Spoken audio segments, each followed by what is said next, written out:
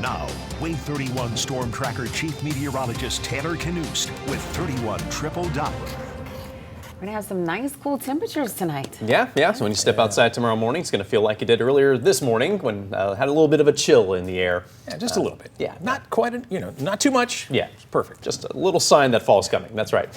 So 1 month from today, we're going to have an interesting solar event or astronomical event going on. It's going to be a partial solar eclipse for us in most of the U.S. It's going to actually be an annular solar eclipse for parts of the U.S. out west. And what that means is the moon actually looks smaller than the sun from our vantage point. So it's going to be like the moon is encompassed by the sun and leads to a little ring of fire visually for those in the annular path. Now here locally, it's going to be a partial eclipse, and I'll show you what that looks like here on our graphics here. So basically, we're going to have the moon partially covering the sun. About 60% of that sun will be covered. It's going to be around noon on October 14th. Again, 1 month from today. That annular path I mentioned, it's going to be a little bit farther to the west from Oregon down through Utah into New Mexico and Texas. But just kind of a cool astronomical event coming our way a month from now. The total solar eclipse you may have heard about, that happens next April. So that's the one that actually darkens the sky for parts of the country, and you'll certainly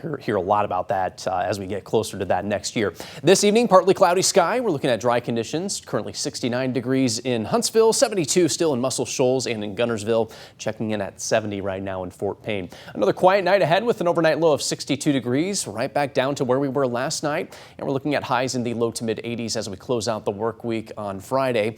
Chance of showers and maybe even a stray storm or two if we do happen to see storms tomorrow. Again, they're not expected to be severe. More on that in just a second. For your highs tomorrow, a handful of you in northeast Alabama may stay put in the 70s. How about 79 in Fort Payne, 79 in Stevenson, even Albertville, 79 degrees your forecast high. Over in Huntsville, we're looking at more mid 80s, 83 tomorrow in Athens. You get up to 86 farther west around the Shoals in Florence, and 85 the forecast high around Cherokee and Red Bay. We're free of rain this evening, not expecting any of it overnight tonight, but we could see a couple pop-up showers tomorrow morning in northeast Alabama. That's where it's likely going to be cloudiest tomorrow, and therefore the reason for the 70s for your forecast highs. As we head toward the afternoon, we're actually going to see a couple of these showers and storms drift westward a little bit, so a handful of pop-up showers and storms possible farther west during the late afternoon through the evening hours. I don't think it's going to be quite as widespread as what it looks like on this map, so again, for your high school football forecast, most of you should be okay. A couple of you might run into a brief shower or two. Those isolated showers and storms will stick around Friday night, and then Saturday remains the day to watch for our best chance at wet weather in the extended forecast. It could start in the morning for folks around the Shoals, so be aware if you do have morning plans on Saturday, that will be a possibility. I think our best chance at the most widespread coverage of those storms will be on Saturday afternoon into the early evening. Our best ingredients for severe weather will be in northeast Alabama. It is still a low threat, but I'm not completely ruling out a strong wind gust or two with these storms. That should clear out by the time we get to Saturday night. We're looking at drier weather on Sunday, clearing skies by Sunday afternoon. So again, a slight chance at some winds up to 60 miles per hour with those Saturday storms.